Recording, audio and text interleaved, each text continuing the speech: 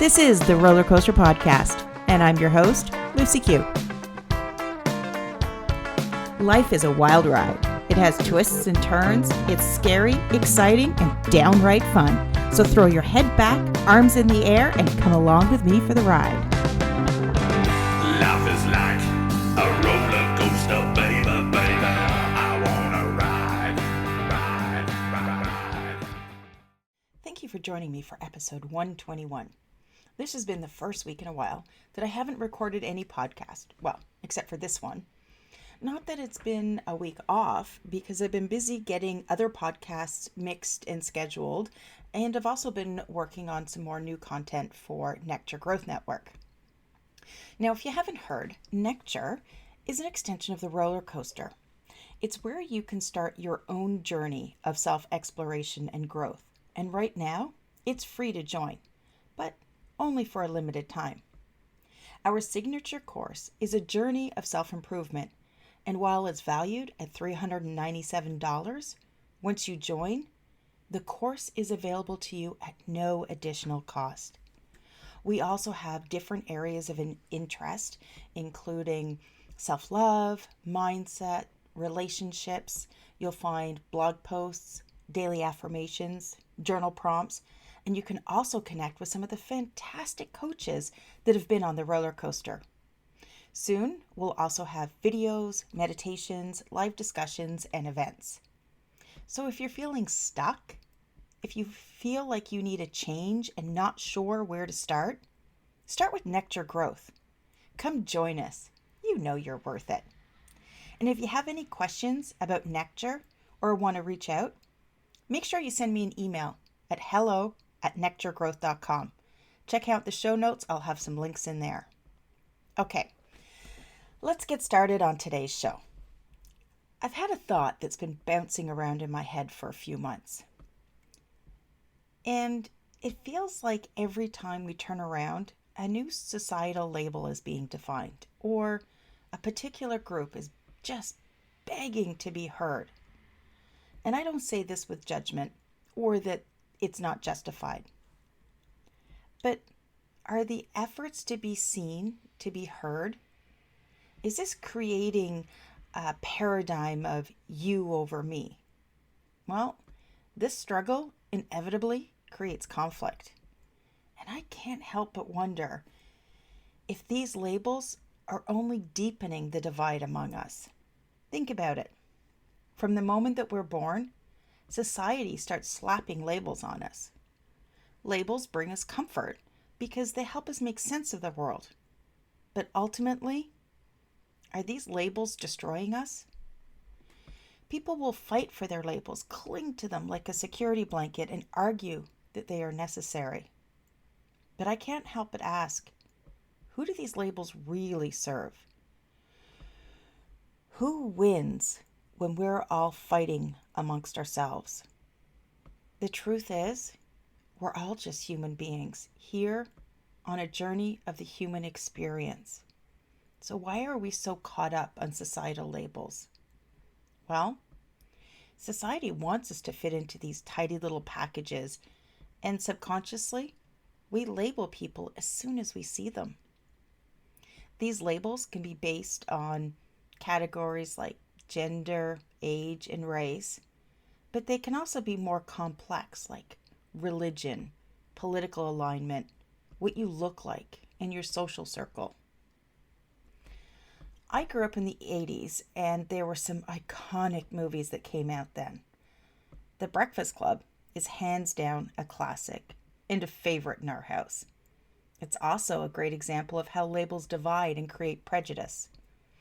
Those kids, Claire, Bender, Allison, Andrew, and Brian, they entered the library on that fateful Saturday morning for detention with preconceived ideas of who each person was. Seeing each other on face value, they saw the labels, not who they were, their true colors. It's only through conflict and conversation that they realized that they were all just fucked up kids trying to find their way through. In the final essay, the character Brian Johnson, played by Anthony Michael Hall, summarizes the important lesson that they each learned. But we think you're crazy to make an essay telling you who we think we are. You see us as you want to see us, in the simplest terms, in the most convenient definitions.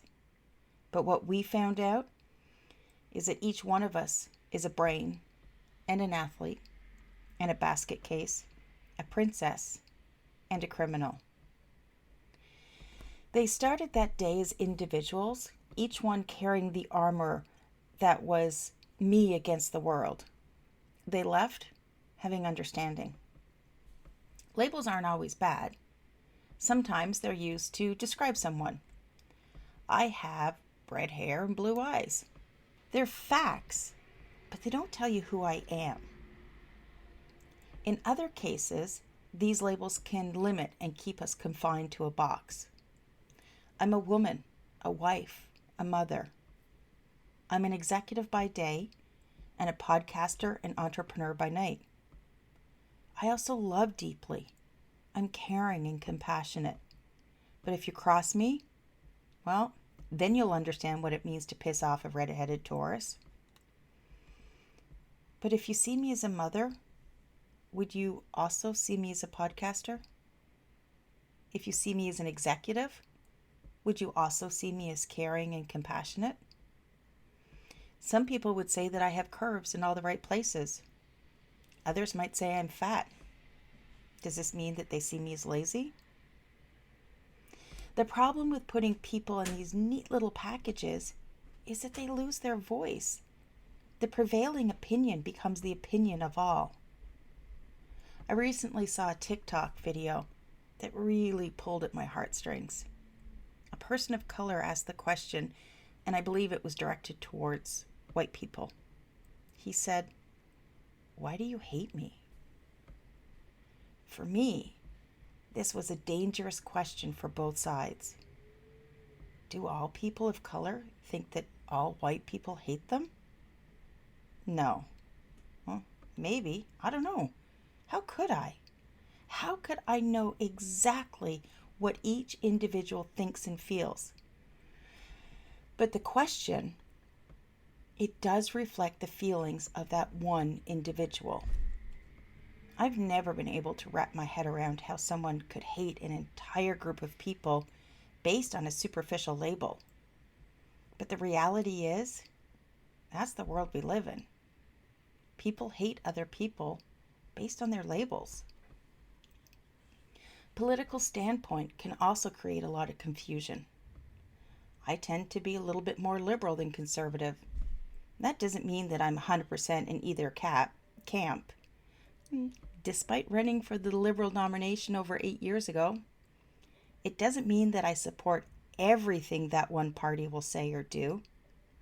I may have voted one way last time, but that doesn't mean that I'll vote the same way when we head to the polls next. Sexual orientation is another place where labels can cause confusion and discord. Hey, as long as it's consensual, then have at it. That's the way I look at it. We all have the right to love who we want to love. And I also realize that not everyone thinks that way. When we're forced to pick one thing or another, when we look at the world as black or white, then how do you quantify that the world is neither? Our world isn't even different shades of gray. It's a beautiful kaleidoscope with patterns and possibilities that are continually changing. And as the beautiful human beings that we are, we have free choice. We all have the power to choose what we think. No one has control over what we think in our inner universe, inside our heads. But labels, they almost force us to pick a side. Labels force us into groups, and then the stereotypes associated with that group are put on us. Ellen DeGeneres said, "The problem with labels is that they lead to stereotypes, and stereotypes lead to generalizations, and generalizations lead to assumptions, and assumptions lead back to stereotypes." It's a vicious circle. Going back to the Breakfast Club, I may have looked like Claire when I was in high school, Seriously, I didn't realize it at the time, but looking back at photos, it's almost a little scary. But deep down, I felt like the loner Allison, not knowing where I fit into the world and feeling invisible. But the lessons that you can take away from the Breakfast Club are timeless. We're all trying to find our best way. No one is special, yet we're all unique in our own way. Be true to who you really are, because labels, they're irrelevant. Think about it.